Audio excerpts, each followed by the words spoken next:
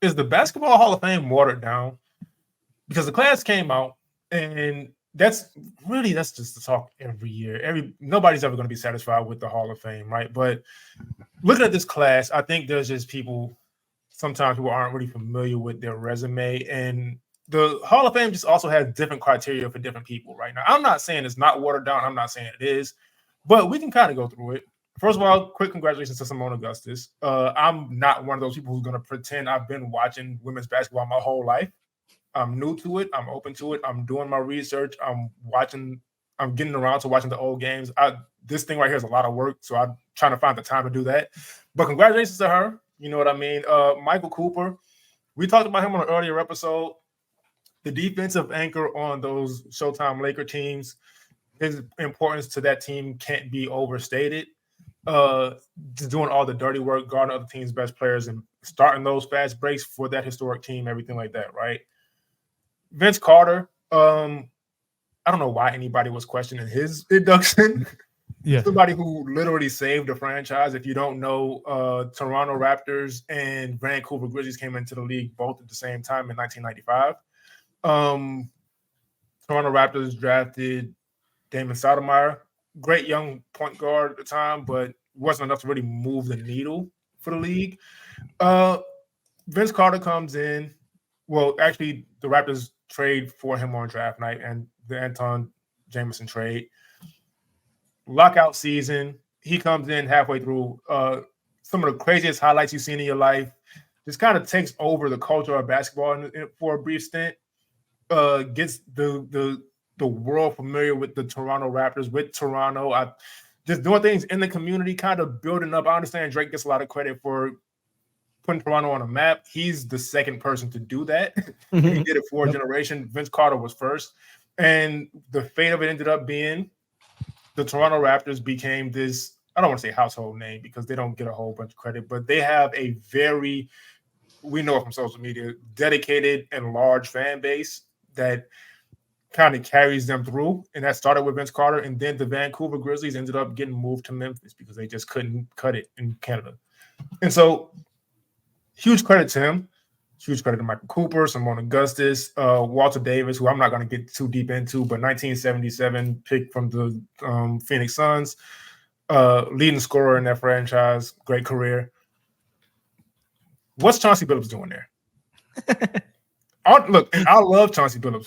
High IQ player, champion, but he wasn't that team star. Ben Wallace was. He wasn't their best player. Rasheed Wallace was. He held that team together in a sense, but so did Tayshaun Prince and really Larry Brown also. He was very consistent, but the guy you really think of for consistency on that team is Rip Hamilton. All due respect to Chauncey Billups, but I think that's where people's arguments have come from. But I've talked a whole bunch right now. I'm gonna get y'all's thoughts on this Hall of Fame this Hall of Fame class. I don't know why I'm saying Doug D's. I get the argument, Kenny, against Billups. 5-time All-Star, but he was 3 times All-NBA. That's more than Vince. That's more. He was a 2-time All-Defense. He's Finals MVP, champion. And you mentioned the guys on his team, Rip and Rasheed were really good players as well. Ben as well. Chauncey was the lead of that team, the lead snake of that team. Yeah, that he kind of got everybody going, everybody flowing, and he was kind of one of the.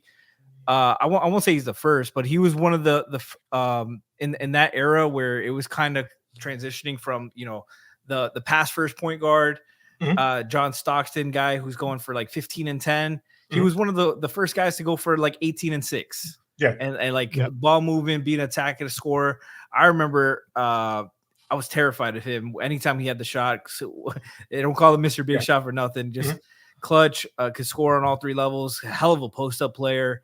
The NBA is complicated because there's so much sacrifice that comes into playing on a great team with other talented players. Like, we see in Miami, like Chris Bosh. Chris Bosh, I think, was a 1-time All-NBA, if I'm not mistaken. And his numbers don't match up when you compare to other guys. But that's a lot of times because he's sacrificing his stats to play on a better team And you put we've seen it before frequently. Guys will go lose Kobe loses Shaq and he goes from 25, 26 a game to 35. It's a different workload when you're you have less talent around you, and that's what makes it a little bit difficult. I can understand if you want to like put it just above Chauncey Billups, but he had a great run, and I feel like that 7 years span where he was a consistent all-star, 5 years in a row, consistent all-star, one of the clutchest players in the league, all defense, 2-time all defense, tough, can guard 1s and 2s, some 3s. When they played the Cavs, he would get the assignment with LeBron sometimes in the clutch, and he's was a deserving all-time great. I think he's better than some players that were in there for just NBA accomplishments. Namely Mitch Richmond. I feel like Mitch Richmond was the guy that once he made it, everybody else took a look at it. But even he's got a stronger case than some of these guys because he was 5-time All NBA. Yeah, I think Mitch Richmond took like 11 years to average less than 20 points or something like that. So yeah, he was incredible. And you know what? Let me just preface what I'm about to say with this isn't a debate show. Anybody who's been listening knows that this hasn't been a debate. So I'm gonna completely retract what I said. The guy who was talking 3 or 4 minutes ago was dumb as hell. Because Chauncey Billups, I just remember now. Well, I've been knew this, but Ben Wallace left that team and they were still dominant. Yeah. The LeBron that 25 in the fourth quarter, end of the game. That was against that team. And I watched that game. They were still extremely tough. And then Chauncey Billups got traded to Denver for Allen Iverson, undisputed Hall of Famer. Not the same Allen Iverson, but that Denver team was still very good behind Chauncey Billups. And the Pistons had to figure some stuff out. It was the end of an era. So I'll completely take back the shit I just said about Chauncey Billups just now. He's deserving. I was tripping. He's deserving. Lou, not just Chauncey Billups, what you have on the Hall of Fame in general. It's always interesting because I feel like in the NBA Hall of Fame in particular, the bar is always moving. Like sometimes you look at some of the people who get in here like, what are we doing realistically? And it's just not, it's very inconsistent just in general. Like, no disrespect to Michael Cooper. He was an elite defensive player, but it's almost like, there's other defensive players who have been as elite, sometimes who just don't get this kind of recognition. I love that they're giving some recognition to defensive players. Right. I'll preface it with that. But, it's just like the consistency is kind of off. Honestly, I think it's too damn big. Yeah. When I think Hall of Fame, I think franchise altering. Like it should be that impactful. And, some of the people who just get in year after year aren't really that franchise altering to just in general. So I wish the requirements were just a little bit more difficult to get into. Because I feel like just about anybody can get in terms of the Hall of Fame and stuff like that. I do think it's super, super cool that, they give out, they classified in different terms. They have the men's veteran and they have the international committee. And I think that's super cool because basketball is an international game. Obviously, we mostly focus on just the NBA, particularly the men's side. But, there's a lot more basketball being played around the world. So I do think that that's really cool that they include just everybody in general. But out of this list, man, it's a no doubt. Vince Carter was one of the most impactful players in basketball. During his stint while he was in the game, it was just one of the must-watch players of a generation, in a generation where he was in the league at the same time as his cousin T-Mac and Kobe and obviously Shaq. Just dominant superstars, and people would still hey, we got to go watch T-Mac because he was just that dominant of a player, and also just a human highlight reel. Has the craziest highlights, the craziest in-game dunk I've ever seen in my life, and it wasn't even in an NBA game. Yeah, it was in an Olympic game. So it's just, shout out to all these guys, and shout out obviously to Simone Augustus as well. Congratulations to everybody, but I just wish it was just a little bit tougher to get into. So what's crazy about Vince Carter, right? When you said craziest in-game dunk, I had like 4 different dunks coming to my Right? mind, and none of them were the Olympic one. I thought about the lob he caught against the Clippers at the end of that game. I thought about some of his windmills just in general were crazy. I thought about the 2-hand reverse in Indiana. Crazy stuff, and a lot of that was like in his first 2-3 years. But Frankie, you had something more about on the Hall of Fame. Oh yeah, man. I think I'm the only one that's been to the Hall of Fame, and it's something, like I think we forget that basketball is still pretty new. That like until like Kobe died, like most of like the Hall of Famers were still alive. Like like it's very young in its age, and it's not the NBA Hall of Fame like Lou said. But you look at it and it's constantly growing, and how they characterize all this, and there's so many teams, so many players. Like I think they could definitely look at it, but they're I was going through the list right now of like all-time Hall of Famers, and like I'm like, oh, who's this guy? He's averaged 6 point a game. And I'm like, oh, okay, no, this guy was the first black player to play in college basketball. Okay, I didn't know this. So like you're constantly able to learn about guys like that, and I do kind of like that they include the defensive guys like that, like to showcase that you can be a Hall of Famer on one end, not just on offense. But like, man, the thing I care most about is make the Hall of Fame the actual place better. Because I was talking to you guys about it before the show, but I went when the first time I went. I used to live in Springfield, Massachusetts. I still have a lot of family there. And my aunt literally lives like an exit away from the Basketball Hall of Fame. I went the first time, I think it was in 2002. I went again 11 years later in 2013 when I was staying at my aunt's house. It did not change. The names were different. There were new names, new additions. That's the only new additions to the thing. There was still a virtual reality simulator basketball game that was super timed out, like funky as hell. It couldn't read you as well. They had so much BS crap that it didn't feel like as like inspiring, like as like I was hoping for it to be. There was stuff, cool stuff. One of the little things that they have on the floor is they have like a bunch of basketball players' footprints on there, and like so you can compare your shoe size to them, and you step on Shaq's shoe size and you're like, fuck, how is that real? But I feel like we got to give it a little bit of grace just because it's so new, and I don't even think it's like I don't know how old it is, but I'm pretty sure it's not older than 100 years. Yeah, I don't think so. Definitely not 100 years. Because the NBA is not even 100 years old. Yeah, that's what I'm saying. The NBA is not even 100 years old. So like, yeah, and the Basketball Hall of Fame opened its door. The original Basketball Hall of Fame opened its doors to the public in 1968. Like, yeah, so you compare it to like the Baseball Hall of Fame, even football, like, it's just a lot different. I think over time, we'll be able to classify like more of these guys, because you look at, I'm looking at guys' stats here, and then I look at their resume, I look on their profile, and I see Maurice Cheeks, and I know him as a coach, and I've heard of him as a player, but I look at his resume: 4-time All-Star, 5-time All-Defense, NBA champion, like incredible guys. But they're I think of it as a baseball fan as well, and there is, like Lou said, there's definitely a difference in baseball between very good and Hall of Fame. Yep. And I don't know if we've been able to tell that yet.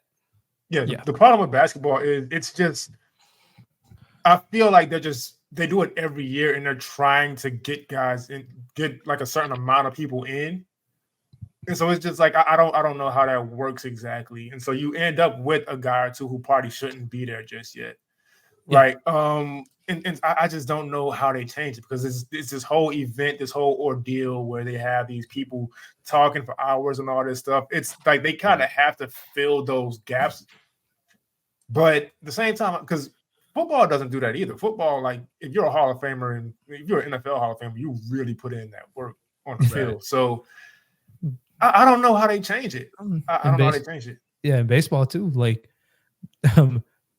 probably one of the greatest players ever is not even a Hall of Famer due to a steroid ordeal. Yeah.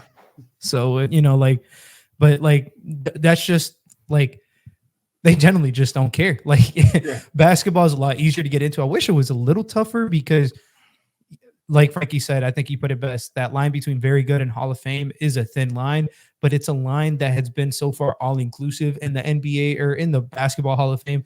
And I wish they would, at least draw the line in the sand just a little bit clear. Yeah. Unfortunately, some of our faves might not be Hall of Famers in that regard. Like CB is probably not a Hall of Famer if we're just going elite. You might lose Mo Cheeks. You might, but it also becomes difficult because you're still balancing, since it's still new. You're still balancing like international players, like Manu Ginobili wasn't a very great NBA player, of course. That didn't really have the accolades. 2-time All-Star, 2-time All-NBA. Yeah. Like that's not a Hall of Fame resume, but when you include his international resume, that bumps him up. And then like some of these guys, like playing USA, it's so competitive. You might get one shot at it in your career, and you win gold, but you're not, Chris Bosh, great all-time great gold medalist as well. His resume internationally will never stack up to even Luis Scola. Right? Yeah. Undoubtedly, he's a better basketball player, but that international resume, just because of being an American, is different.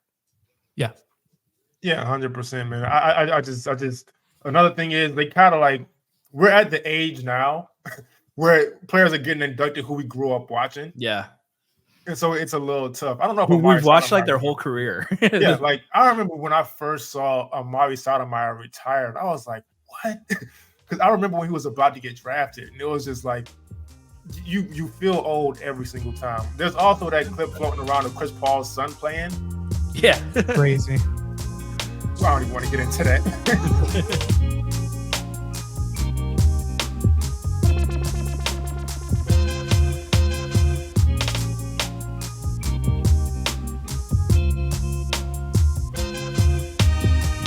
Ladies and gentlemen, welcome to another episode of Playoff Foul. First of all, subscribe, all that stuff. If you're still tuning into us, you enjoy it. So just go ahead, subscribe, like all that stuff. Today I got Frankie with me. Frankie, how you doing today?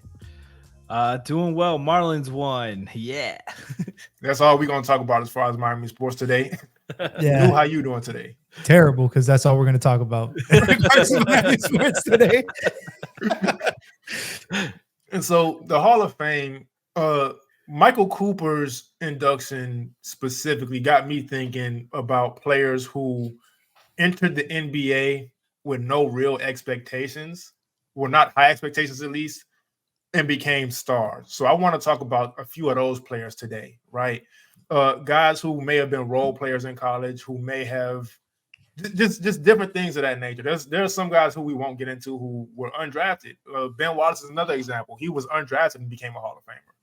Yeah. So I wanted to talk about those players who came into the NBA with no star expectations, but ended up becoming stars, and kind of give them credit for the work they put in, right? Yeah.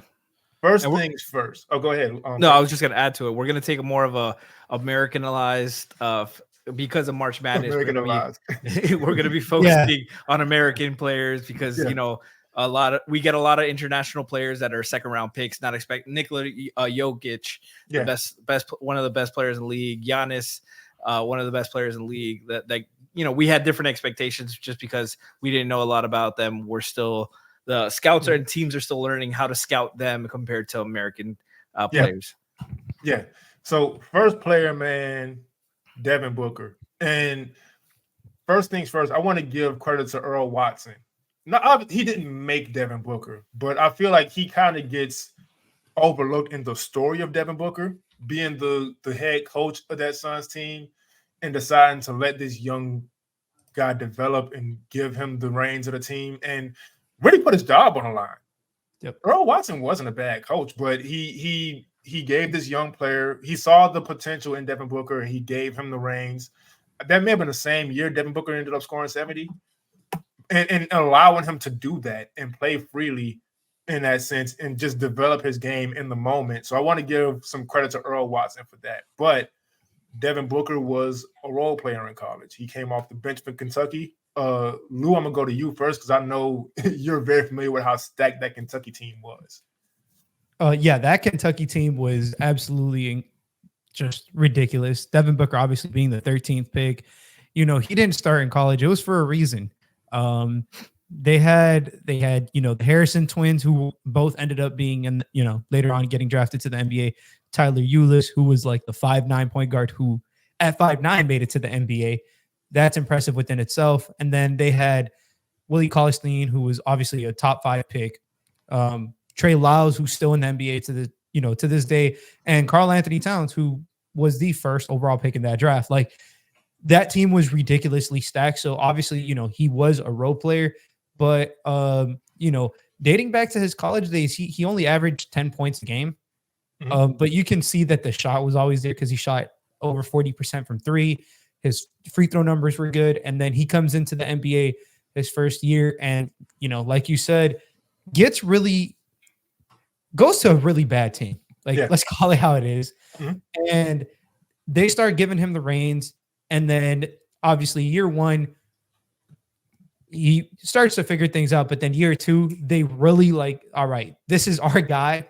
Mm-hmm. This is who we can claim maybe he's going to be our guy in the future. Let's see what he really does. And, Devin Booker hasn't looked back since year 2, if we're being very honest. Right. A lot of credit to Earl Watson for the first part of his career. A lot of credit to a player who I typically don't give a lot of credit to, and that is Chris Paul for the second stint of his career, because the playmaking chops that he has displayed now is something that was honestly almost a pipe dream when you watch him play at Kentucky, because he wasn't being asked to do any of that. He had essentially 3 point guards and Towns, who was, always not the best passing big, but in terms of college play, he was a very good passer just in general for his size. Mm-hmm. And so was Trey Lyles. So he wasn't really tasked to do any of that. And it's just seeing a player who came in with he was a 13th pick in the draft. We talk about where you get picked doesn't really matter. And it's true. But at some point, there's a lot of the questions with him was, can he be good enough defensively? If he is good enough offensively, how good can he be offensively? Is he going to be a star, or is he just going to be microwave a 6-man? Yeah, microwave scorer off the bench.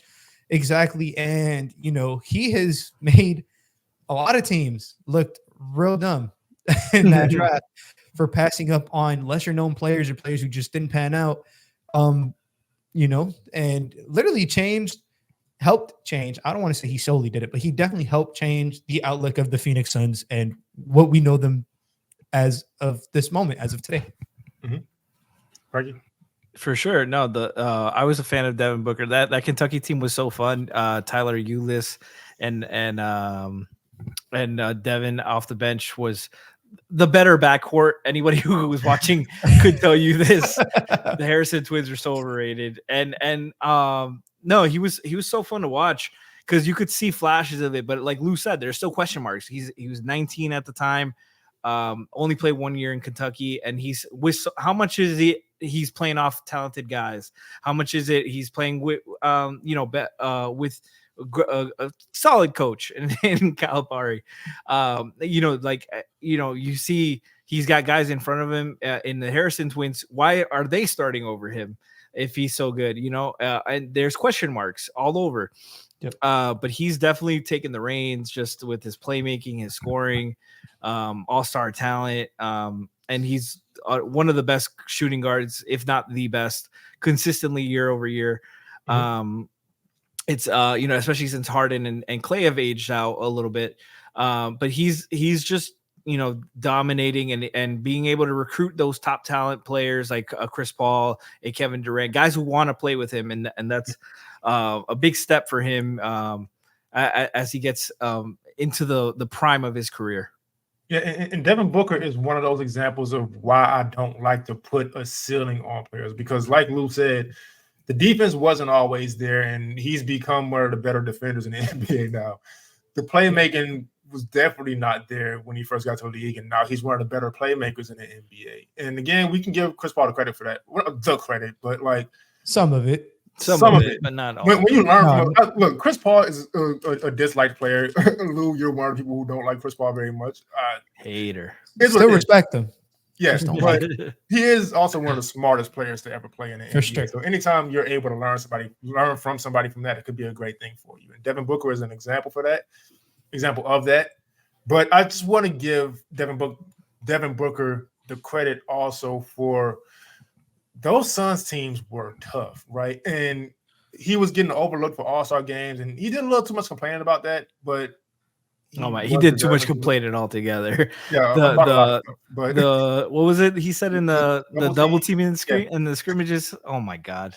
But now he has the playmaking to where if you double him, you know what I mean? But what I'm saying is he caught a lot of flack playing on those bad teams because and I don't like this, but anytime a player is good and they're not winning, all the blame goes on them, and it's they're not that good because they're not winning. And the whole ring culture thing we've been talking about since episode early on, it's kind of like poisonous. But Devin Booker caught a lot of heat for when those Suns teams weren't good, and it really wasn't his fault. Like sometimes you have to look at the front office, like, hey, I'm doing everything I can. You have to get me some people.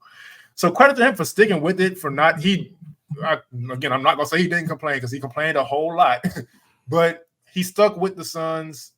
They ended up getting him some help, and now we can look at them this year and say they've underachieved, but they've also been very injured. We know how talented that team actually is. Nobody wants to play him. Nobody wants to play him. Bradley Beal just went off today. Yeah. So credit to Devin Booker, man.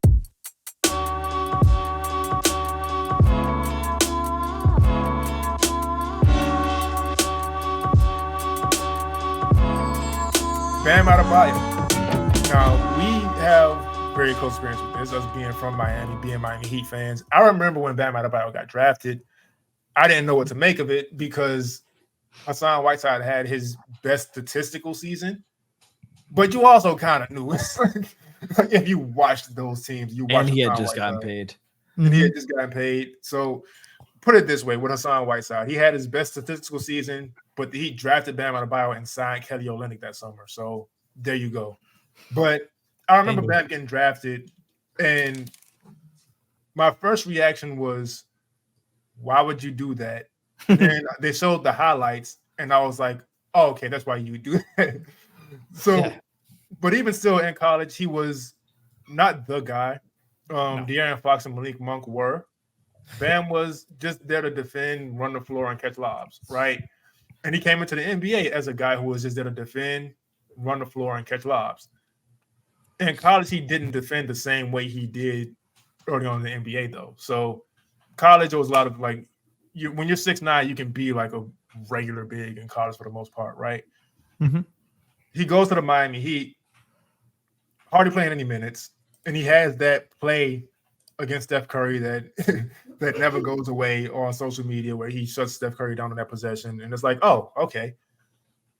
But he still takes a couple years, and now he's become this all around, he's playmaking a lot of times. He's guarding 1 through 5 legitimately, because that's something that gets overused also. Like he can guard 1 through 5, but it's really 1 through 3 a lot of times. Or 5 through 3 sometimes. Bam legitimately guards 1 through 5. He added a jumper over the years. He's shooting threes now. He's missed his last few, but I'm sure the percentage this season is still pretty decent. And it's just, again, giving credit to players coming into a league and not just accepting what their role is. He was here to defend and catch lobs, and now he's the team's anchor. Right? Jimmy Butler's the star, Bam's the anchor. Yeah, and the captain. Yeah. To be very honest. But no, it's like you said, coming from, talked about obviously Devin Booker, you fast forward 2 years and they have one of the best recruiting classes. They get Malik Monk, they get De'Aaron Fox. Obviously, we're familiar with them. But in college, they were just as fucking good. Bam was literally just a role big. He had no other responsibility. He was so much of a role big that season he broke Kentucky's single season record held by Anthony Davis for most dunks in a season. He beat it by 40 dunks. and literally like a role player like that. He was basically what Clint Capella was, just in. And that was the comparison when he came in the league.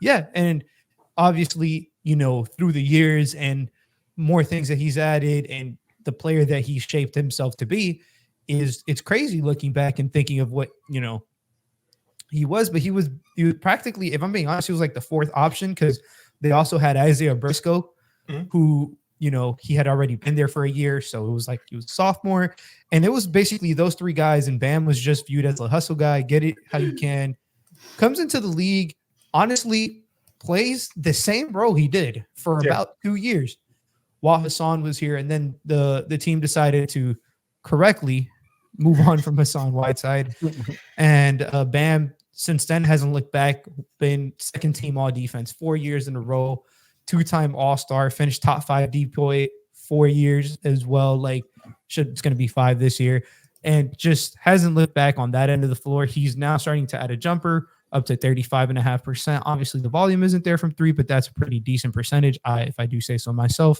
and just things that he literally was never asked to do in college. I remember scouting that draft in particular. That was the first draft that I really, really got into. Bam was 2 for 13 on jump shots in Kentucky. So he took 13 jump shots in a grand total of 38 college basketball games. And now we scream at him to stop taking so many jump shots and get to the rim sometimes. Like, it's crazy, like, to see how much, and he's still being efficient, as efficient. Maybe I'd like for him to be a little bit more, but it's just me being personal, but still impacting the game in every way. And I think no question, he's a star, a two-way star at the very minimum. We talked about giving guys credit for their defense. World-class defender. Yeah, world-class defender. There's like generally like no argument there. His offense is coming along. He's adding different things every year. I remember the year after the first year when Hassan left, they asked him, "Oh, what do you want to average?" And he said, "I'm gonna average 15, 10, and 5," and proceeded to average 16, 10, and 5. And like people were looking at him crazy when he said that, because they're like, "Oh man, you haven't really shown. You don't even play." Yeah, like you haven't really played. And he was like, "No, I know I'm this good," and was one of the reasons that team made it to the finals that year.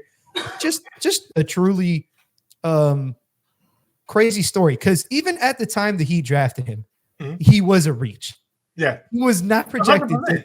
He was not projected to go top. I think the highest I saw him was like 17 or 18. That was my one source. Like typically he was late 20s throughout the entire draft process, but had a great workout in Miami. Miami has this thing where they just, they take their guys wherever they take them, and it panned out with Bam Adebayo, the anti-Hassan Whiteside.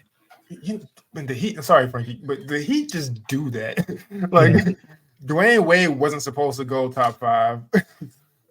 Tyler Hero wasn't supposed to go 14th. Bam wasn't supposed to go when he went. Jaime Jr. could have gone later. They just know their guys. And the story with Bam Adebayo's workout, like basically cursing Pat Riley out for daring to ask him to guard guards, thinking he have a problem with it. It's just like, man, got me fucked up. Yeah, like it's a lot of it is credit to organizations also. Just with the Suns, with Earl Watson giving Devin Booker the reins and seeing that vision, with the Heat just being the Heat. It's just like knowing the types of players that work under their culture and being able to mold and guide them, even dating back to Dwayne Wade and assigning Eric Spoelstra to him to help him become who he became. Sometimes it's a lot on the organization also. So I want to obviously give credit to Bam, give credit to the Heat organization as well. But Frankie, I know you got stuff on Bam also. Oh yeah, man. When like you said your draft night reaction, I was pissed. Me too. Because I thought that I wasn't a Hassan fan, but I'm like, you've committed this money to him. Why are you taking his backup who you're not going to play with him together? OG Anunoby was one of my favorite players. He was available. Yep. I know he had injury questions, still does, but I thought he would have been perfect kind of fit for the team. But, I am more than pleased with Bam. I am so happy I was wrong. Just a guy who's committed to working. And we talked about how difficult it can be in college, especially for like Kentucky teams. Like you look at his stats, Bam averaged 0.8 assists on that 0.8 assists on that team because he was asked, like you said, nothing to do but roll, and that's it. And not even short roll. Just roll. No, roll. Don't make any difference. That's it. That's it. And this your guy, decision is to catch it and dunk it. Just exactly. He closed out teams with his passing. We saw last year in the first round against the Bucks in the fourth quarter. Jimmy Bam, high post. He's finding cutters, finding DHOs, finding guys off screens. His passing is arguably his best offensive trait. I think it is. Yeah. But guy who just improved year after year. His first year was legitimately just the exact same player out of college. Exciting dunks, but couldn't hit a layup, couldn't do anything. And then he started flat. He improved a little bit on his layups, a lot of bit on his layups. He improved his showcased his passing a lot more in the high post with the DHOs. And then just, started getting his all around game. He's still developing. We still have expectations from him and desires, but from what we got and what we expected, like he's been an absolute home run. 2 times, you mentioned his accolades, also gold medalist, starting goal on that team. And that's not something to frown at or to laugh about. Like that's a legitimate accomplishment. And he's probably going to be invited back to this year for the Olympics. So absolutely just deserved all his accolades, all his accomplishments, and all his praise. Yeah, and look, if anybody wants to scoff at the gold medal, I remember 2004. So that run, I think they lost to like Italy or Greece in the first game, and everybody was panicking. Yeah, so gold medals are definitely nothing to scoff at. They're not a given, but just in general, I want to. Well, so you both scout for drafts. I will this year, obviously because we do this show. But I don't envy the people who get paid for it, or their jobs are on the line for it, because college is such a restrictive game. 1, and so, and 2, you want to win. Like the coaches get paid more if you want to win. If you win, you get more recognition. If you win, the players just started benefiting off winning also, at least with the NIL deals. And so, like I couldn't even fathom, especially being a player, like having all these skills and what I'm able to do and choosing this college. The transfer portal is not a thing yet. I'm not getting paid for this, and I can't showcase any of my skills because this is what's best for the team. Right. So a lot of these guys got lucky being able to get drafted into the NBA because some scouts were really good at what they did. But I don't envy those scouts because there are some decisions that get made a lot of times in drafts that are like the Heat drafting Precious Achiuwa over Tyrese Maxey and Desmond Bain. I didn't have much of an issue with that at first because they got Kyle Lowry out of it, but now I watch Tyrese Maxey play and I'm like, what the fuck is going on? What were we doing? Like, man, I just don't like. I wanted Justin Jackson in the Bam Adebayo draft. I wanted Sekou Doumbouya in the Tyler Hero draft. So I wanted Sekou too. So I don't envy the scouts whose jobs are on the line. It's not only just the travel, but man, it seems like an impossible job. It's tough. And the praise is low because it's funny you said Justin Jackson. This is no shade to Justin Jackson. I was the last person I wanted us to get. The ideally, if I'm not gonna lie, I went to the actual arena for the draft, and I had the first top 10. I guessed it to a T. And when the guy wanted us to take, actually Utah traded up with Denver to 13 and took him right in front of us. And I audibly was the only person who yelled, but I said, man, fuck this shit. They got Donovan Mitchell. I'm not gonna say that was my first draft. I think I would have done pretty good if the Heat would have drafted Donovan Mitchell. But it's just like you said, it's a tough thing to do. It's a tough thing to take takeaways from, because sometimes, like you stated, not all of these coaches get the same leash that like Calipari gets, where he knows his bread and butter is he's not there to win. Like, sure, he can say he is. He's there to recruit, like straight pipeline to the NBA. He wants guys to go into the NBA so Kentucky can get a name. But not every coach is viewed like that. Not every program has that leash. So it's just, it's not an easy evaluation. And then just the other side of it, the players just having to overcome. Like there are great players who get drafted into terrible situations. Horrible Right. situations. Like that could ruin your career. Yeah. Now, granted, I don't think James Wiseman was. I don't think his style of play fits the NBA very much. But why would Golden State draft him knowing they play fast? You know what I mean? Like he got a championship out of it, but like you're not going to develop like that. Now he's in Detroit behind a couple guys because he never really developed. Right? When you look at and Darko didn't end up becoming anything anyway, but if you're the Detroit Pistons and you have Ben Wallace already, why are you drafting a big? You know what I mean? Like it's just certain situations, and then the player gets blamed for it, but it's like, what are you supposed to do? So credit to the players who overcome that stuff. That's what this episode is for, because man, it gets rough.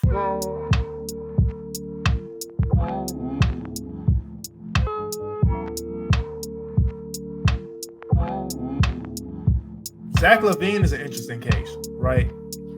Now, I didn't watch any college basketball that year, I don't think. So all I was really seeing was leading up to that draft and like workout videos.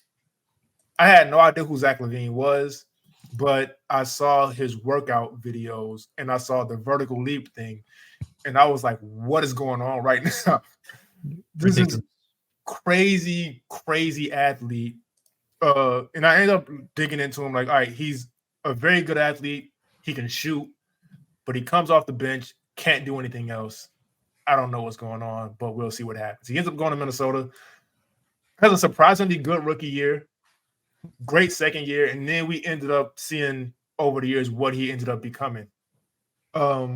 Chicago Bulls star. Now, and that's all due respect to DeMar DeRozan, great player also, but we see how that team looks without Zach. Yeah, you know what I mean? Like, Zach is the star. Well, they're both stars. I'm not going to discredit DeMar, but obviously Zach Lavine is an incredible player, but came off the bench in college. So I'm gonna go to y'all again, just on Zach Lavine, because what I went and looked back on in his college time before he got drafted, I didn't see this coming. No, I mean, a lot of people didn't. He was full on just a projection pick. That I believe, if I remember correctly, he had a new coach, and the coach wasn't a fan of his, and I think he started like one game in college. But he was highly touted out of high school. Supreme, like elite athlete. You saw the vertical mixtape, but you also saw potential with the scoring punch. So it was just, and we talked earlier about like Devin Booker, Bam Adebayo, all these guys, late lottery picks. Like these are just lottery tickets of potential. Like they have tools. We hope, and we'll mold them. And Zach was one of those guys, and he's panned out. Obviously part of that Jimmy Butler trade to take him to Chicago, but he's been a multi-time All-Star, one of the funnest electric players in the game when he's healthy.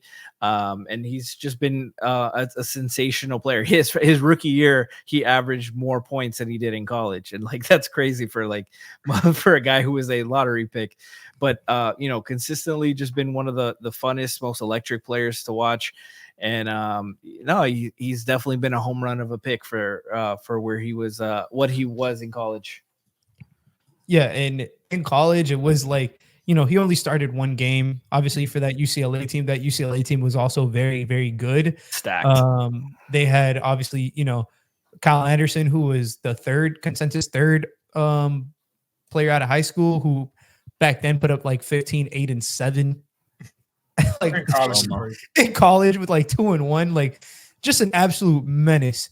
Obviously, but he wasn't playing the same position as him. But you ask, who was in his position? Well, Norman Powell, who was a junior too, like upperclassman. Exactly, and Jordan Adams, who was a sophomore that year, who obviously also got drafted into the NBA. Whether his career panned out or not, that doesn't really impact how good of a college player they were, because Jordan Adams was the leading scorer on that team. Right. So, and he was basically tasked to do a role very similar to what Devin Booker did. The difference was, obviously when he came into the league was almost like you guys said, he was a pure projection pick. I remember him coming out, people would comp him to like athletically, like, oh, he could be Russell Westbrook athletically, which is the craziest praise you can give somebody, especially during 2013. Yeah. Like Russell Westbrook was probably the most athletic player in the NBA, or if not top 3, because that was also Bron's peak. But just, what Lavine has shaped himself into. Obviously, it's tough that the injuries are kind of derailing his career. But even when he got to Chicago, man, he started getting better and better and better. Almost had a 50, 40, 90 year during that 2021 season. Just literally a sensational 3-level scorer for most of his career. Very impactful on the offensive end of the floor. Learned to pass the ball a little bit more. And one of the few players that has won a 3-point contest and a dunk contest in NBA history. So that just shows, obviously that doesn't show much. I mean, it shows a lot, but like not in a game, but you could just tell he's like that level of skill along with his athleticism. He's skilled enough to, go out there, shoot threes, obviously drive into the paint. Started again, tailing off a little bit now because of injuries. I'm curious to see if he's going to get a fresh start somewhere else. He's still only like 28, 29 years old. Yeah. So it's crazy because for a guy who got drafted 11, 10 years ago, like it's ridiculous. Yeah. But he's still supremely talented. I'm curious to see where, because it sounds like him in Chicago sounds like a divorce, if I'm being honest. I'm curious to see where he ends up, and I hope somebody gives him a chance, and I hope he just hoops out, man, because Zach Lavine was a highlight reel. Like he was I remember during that time when he was actually, I have a cool story, because when he was actually in Minnesota, he was there like and during the time that he was there, one of my friends who like he just really likes high flyers, he would watch him and he'd be like, dude, I think this guy's gonna be sensational, because he's controlled chaos is the way he called it. Like he's just so ready to bounce, but he was very controlled with the way he does it. And just like, Frankie said, 13th pick, 14th pick, late lottery tickets, man. Giannis was a 15th pick. This is where you hit. These typically are franchise altering selections if you can hit correctly. Yeah, Kobe. 100%. Yeah. Kobe's the best, whatever. But wherever Zach Lavine ends up, I do hope it's a really good team, and two, like a team that can be healthy. Because just looking at the Chicago Bulls, it's just so unfortunate what injuries has done. When you look at the roster itself, right? When you look at DeMar and Zach, obviously, right? Lonzo Ball, who we said on previous episodes, he's the difference between where they are and them being, I don't want to say contender, but a very good team in the Eastern Conference, maybe a top 4 or 5 seed. They were battling for the 1 seed. They were the first seed. They were. And then also with Alex Caruso. And Alex Caruso just gets no credit for probably being the best guard defender in the NBA. Yep. So it's just like, man, we as basketball, we're not Chicago Bulls fans, we might Heat fans, but as basketball fans, I feel like all of us, at least on this panel, at least kind of feel robbed by injury as far as what is done to Chicago Bulls. For sure. Lonzo, man. Lonzo, just such a glue guy, just like the most impactful glue guy that's what is in the league right now. Just the way he gets everybody on his team going defensively and offensively. Man, he's a guy I wanted Miami to get. And I wasn't even like a humongous fan of his, but I was like, no, like that's exactly what they need. The defense, the versatility, the push, the guy who can get you out in transition, get you easy buckets. Like, man, I just want him to get healthy and get right. He is exactly, if like, I'm not gonna throw a player comp out there, but like what Drew Holiday, what is this year for the Celtics, that's what Lonzo Ball was for the Chicago Bulls team. Like he was just tasked to do all these little things, and he made everybody look better. Levine's most efficient year ever was when Lonzo was literally like during his peak. So it's crazy. Injuries, they fucking suck. Lonzo get better. Yeah. Lonzo, he's been working out. I don't know if he's playing with contact now, but he's been working out. He'll be back next season, man. I just want him to look comfortable. And I want Zach Lavine to still be there next season. The talks kind of died down when he got the surgery, so I don't know. But I hope he is there, man. I hope he is there. I want to see that team at least somewhat healthy because I feel like they are a very good team on paper and they just haven't had a chance to really show it.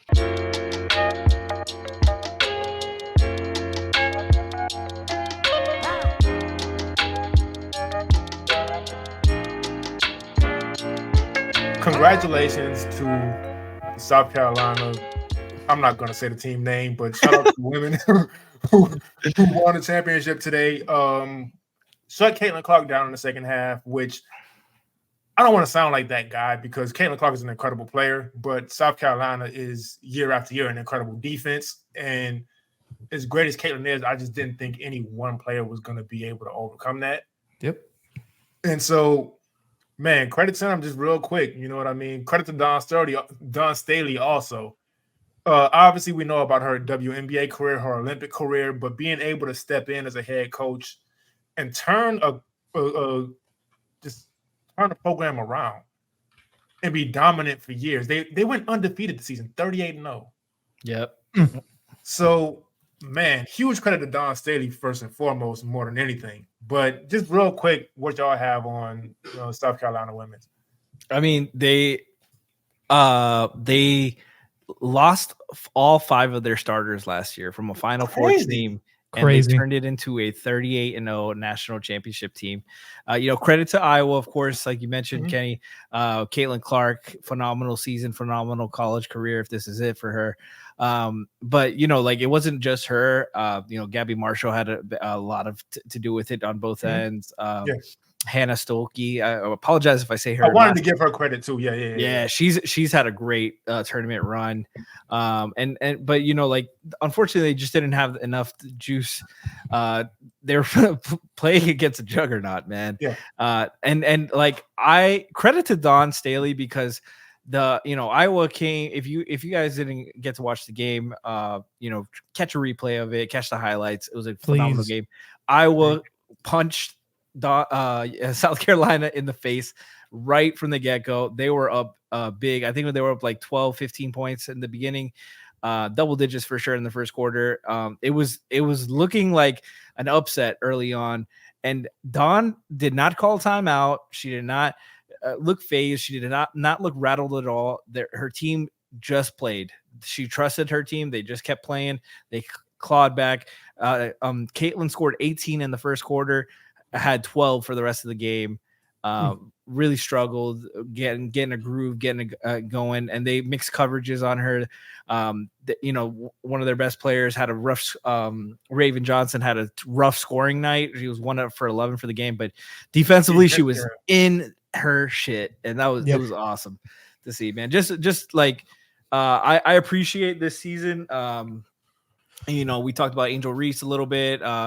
Camila Cardoso, Caitlin Clark, sensational game for her. Paige Beckers, like all that recruiting class, like just sensational. What they've done for women's basketball, and what a season! And I'm really excited to see these young women in the W. Yeah, 100%, Lou. Yeah, no, it was a great game. Tuning into it, expecting, honestly, I was expecting South Carolina to win, but the way, like Frankie said, the way that Iowa came out and just literally punched them in the face 2-3 times. A lot of credit to South Carolina. You can tell where the depth was.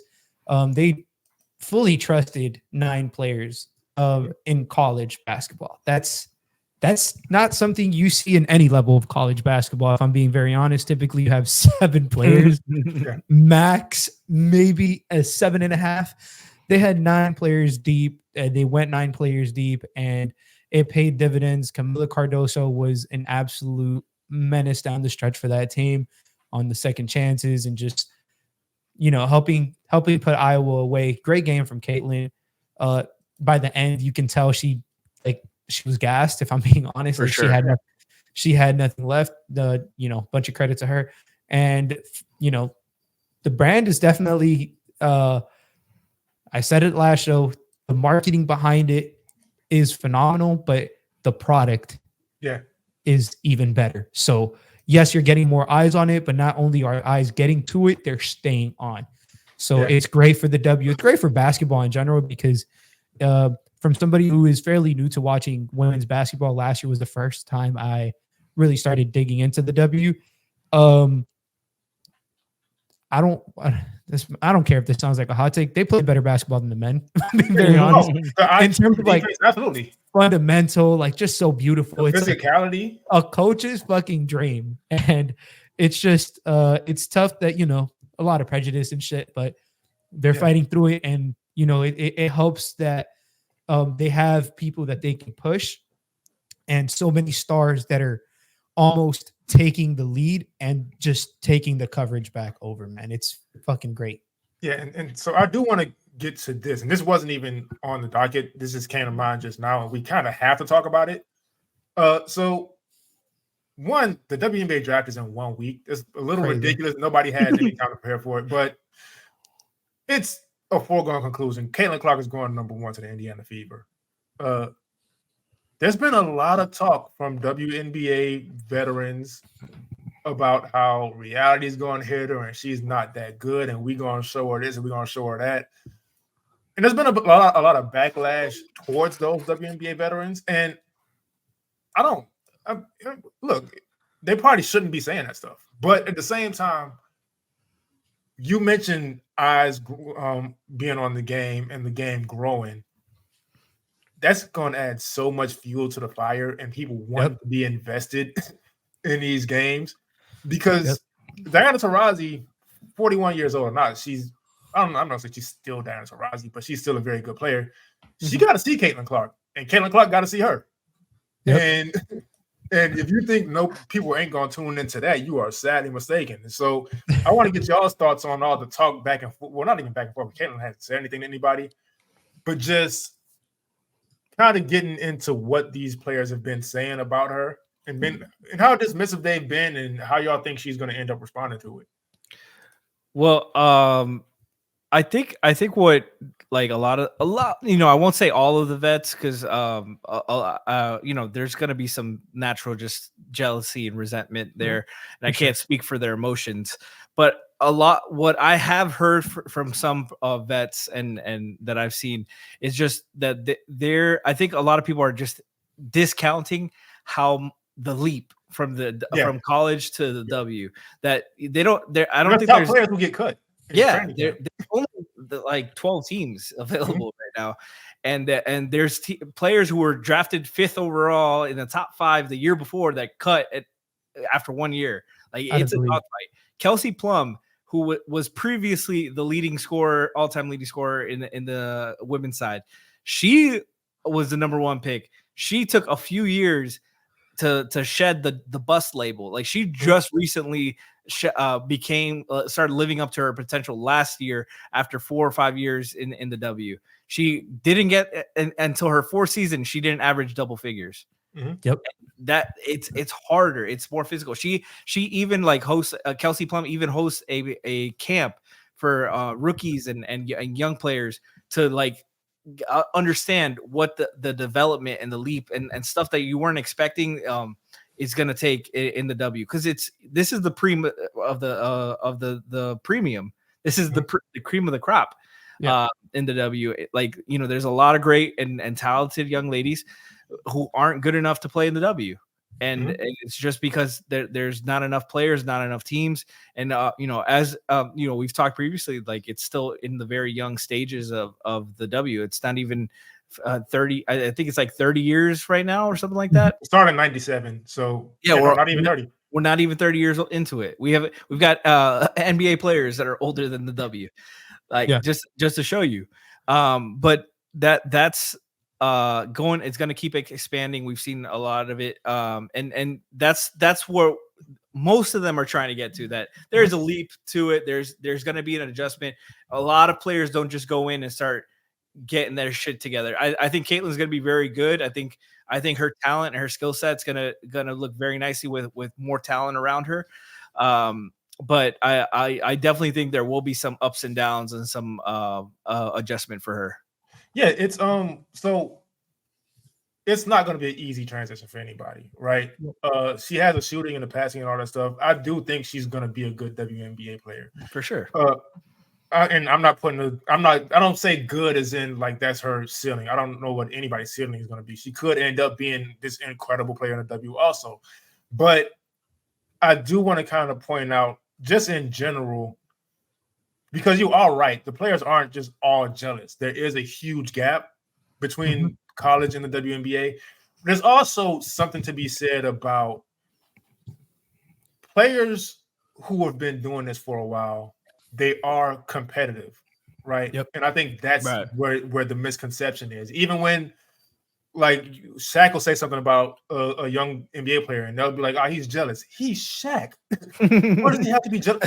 No, like these people are just competitive. Like it's just because, and this doesn't tie into the WNBA players. That's in the league, but just because a player's body doesn't allow them to play at a high level anymore, that competitive mentality is still the same. And so if you say this player today will bust this player from back then, the player from back then is gonna be like, nah, hold up, I think you might be tripping. Like if I could still play it the way I could, if I could like me back then, no chance. Like no chance, their mentality doesn't go away. And so with these WNBA players, they're seeing, and us younger people, well, I'm 31, like I'm young in a sense, but I'm not in my early 20s. I'm not exactly the demographic I'm talking about, but I'm new to the women's game. So I'm going to include myself in this.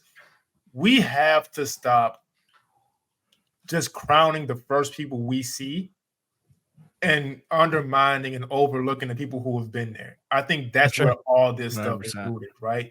And we saw it happen with LeBron, and it's not LeBron's fault. It's not LeBron fans' fault, but when you say LeBron's the greatest of all time and you've never seen Jordan, people who have seen Jordan are going to be like, hey, hold on, not so fast. And now there's this argument, and now it's just poison sports in general. And again, that topic is banned on this show. It's never going to happen. But I don't want to see that same thing happen with women's basketball. We're at a stage now where it's just now growing. And it's already pretty toxic and bad. There's people still harassing Angel Reese. It's dumb. But there is something to be said about respecting the game, right? And so you like just use a different word. Don't say greatest of all time if it's the only person you've seen. Just say Caitlin Clark's the best women's player I've seen, but I didn't grow up watching Lisa Leslie. I wasn't watching every Candace Parker game. I saw the highlights, I saw the stats. She won MVP and Rookie of the Year same year. That's incredible. I'm going to go back and do the research and watch the games. So by the time next season starts, I'm a little more educated, but I'm not going to just crown and undermine the players who have been there, the Sylvia Fowles, the Teresa Weatherspoons, all these people, right? I'm not going to just overlook and undermine those people because they've been there, they put the work in, and putting the work in is tough enough, but doing that and getting no credit, I can only imagine how that must feel, right? So then you have this new person in, and credit to Caitlin Clark, she did a lot for the women's game as far as growing it and getting the eyes on it. But you don't just jump straight to crowning that person because you didn't see the people before. It's about seeing the people before and understanding how the people who influenced Caitlin Clark. Right. Seeing the people who paved the way for her, because there are a lot of these players, there would be no WNBA for Caitlin Clark to go to if there wasn't Elisa Leslie, if there wasn't a Dawn Staley, if there wasn't these players just keeping this thing afloat. You know what I mean? Candace Parker specifically, she was incredible in college, and I remember the hype surrounding her. I was just the idiot who didn't start watching at the time, but we just got to be more respectful to the game in general, man. Like, and I've said this on the NBA side, but I've been watching NBA basketball since I was 10 years old, 2002. Me being new to the WNBA and new to college women's sports, I have the same viewpoint on it. We can't disrespect the people who came before the era that we got into it and before the era that these players played in. We just can't do it. And we rob ourselves of greatness, first of all, because again, like there's people right now. I haven't looked at my phone this whole time, but I'm pretty sure somebody somewhere is typing out, well, Jordan wasn't really. I saw some bullshit today about Joel Embiid is the most skilled big of all time. Hakeem do this. And it's just like, did you ever fucking see Hakeem? Have you watched it's like you're robbing yourself because if, like me personally, when I first saw what Hakeem did to David Robinson in that game, David Robinson is one of the best bigs of all time. It's just you rob yourself as a fan and you disrespect the game when you do that. And so I say all that to say the players in the league, they may seem bitter and they may seem like haters, but they're just ultra competitive. You don't get to where they are without being competitive, and they have been getting disrespected this whole time at the same time. Exactly. And if they are jealous, well, if you've been doing this for 10, 15 years and nobody's giving you any credit, and then this new girl comes about and all of a sudden she's the greatest of all time, quote unquote, and she hasn't played a second in the league you've been in and doing all the dirty work for and doing all this groundwork for, I can't get mad at you if you are jealous. Exactly. And so, I don't know, man. Maya Moore is my GOAT. That's the bottom line. You need to go back and watch her because everybody says that, and I'm not going to discredit. I need to go back and watch Maya Moore, and I'm going to go and do that sometime this week. Real. I remember hearing her name and seeing the numbers and seeing the highlights. I need to go do an extensive watch on Maya Moore, and I'm committed to doing that. And I feel like that's the way it should go, man. Yeah, you know, my before Lou, real quick before you go, Maya Moore, I used to like hate this little thing, but when an NBA player would wear 2 arm sleeves, I think Ray Allen was the first that I remember doing it. But I hated it. I couldn't. Dwight too. Dwight did it. There's a bunch of. Dwight wore way too much stuff though. Yeah, Dwight wore like a shirt. King accessory. Like a sleeve. Like wear a fucking swimsuit, bro. Come on. But Maya Moore was the first one to do it. I'm like, she looks cool doing it. she's too cool to like judge her in any way. She's the GOAT. She's my GOAT. Go ahead, Lou. No, I think it's cool to see. You know, I think it's 2 sides to every there's a good and the bad. I think the good with, you know, the veterans of the W talking down on Caitlyn is it adds more eyes to the product. Mm-hmm. Now the bad, obviously you don't know where those eyes are, what view they're looking at and whatever. It's been so racist behind her, and I know she hates it. But more eyes on the product is always good. I love the way that Caitlyn carries herself because she doesn't do much talking. She does the talking on the court with her play, that is. But, like, you know, I hope she pans out for the W, man. Like, I would love nothing more than for the people who are now getting introduced to have somebody that they can hold on to and watch that person also pan out in the professional scene. Like, obviously, like in the ultra, like, you know, college is professional, but I'm talking about like the ultra professional, like obviously the W. That would be great for the sport, man. You know, she doesn't have to be the biggest star or whatever, but just her working out and getting more eyes on it, you know, maybe helps people realize, yeah, maybe she isn't the best, and that's okay. Maybe Asia is the best right now. Like, maybe. Because I'm saying it, but it is what it is. Like, you know, shit like that is cool because people come into it and, you know, they follow one player, but you never know exactly where that's going to lead you. Yeah. At the end of the day, everybody has a player who introduced them to the sport. For me, it was Allen Iverson. Who was y'all's player? Just real. This is not a topic. Just real quick. Who was y'all's player to introduce y'all to basketball? Dwayne was the one who made me fall in love with basketball. Dwayne introduced me to it. Steve Nash made me fall in love. Yeah. So Caitlin Clark is going to be that for a lot of people also. So I know I said a lot in defense of the veterans. I also do want to defend the younger people and Caitlin also. Just everybody has to get introduced to the game by somebody, right? And so I understand that, but just be respectful in the process. I didn't come in like Allen Iverson. I only watched 1 year before Dwayne Wade got drafted, and I was a Heat fan by default because I'm from Miami. I got hometown pride, but I wasn't coming into this like, well, AI is better than Jordan. AI is better than him and Kobe was saying, but AI is better than Dominique Wilkins. He's better than Larry Bird, Mary Johnson. Like, I wasn't doing all that, and you don't have to do that. And what it does, it just makes people dismiss you. And I know like people thrive off the arguments and all that stuff, but it's not the way to go. Just don't do it.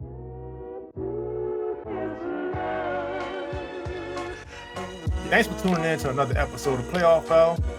Make sure you like, share, subscribe, and all that. I'm Kenny. social media, Kenny Spence NBA. But again, I don't care if you follow me on there. Subscribe to Playoff File wherever you get podcasts. Frankie, where can they find you? Frankie G _ on Twitter. That's Frankie with a Y, G _. And Lou? At Saucy Takes, like it is up there. You never turned on the time so you can see it. Yeah, I didn't turn on the sign today. The Heat didn't win, so the sign stays off. But at Saucy Takes, no spaces, obviously, with a Z at the end. And if you like the music throughout, that's my brother Devin Spence. His Instagram is BlackGlowMusic. Follow him. Listen to his EPs, and we'll see y'all next time.